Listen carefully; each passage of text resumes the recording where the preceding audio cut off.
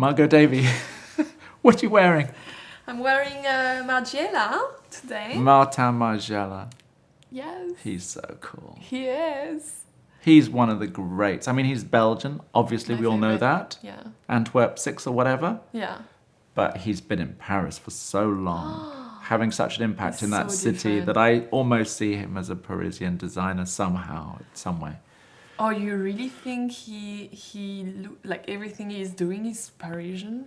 I don't know. I think he's Belgium and you can't escape his deconstructionist roots. Yeah. But I've been going to see Martin Margiela shows in Paris since the late Every 90s, early 90s, early No 90s, way. like maybe 1990.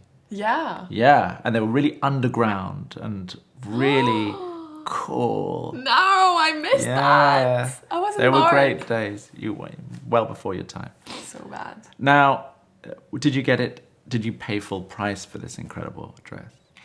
It's a vintage one, so... You bought it secondhand? Yeah. Where did you find it?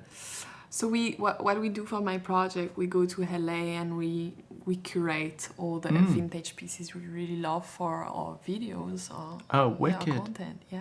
So you saw it, and it's a little black dress, Yes. the classic.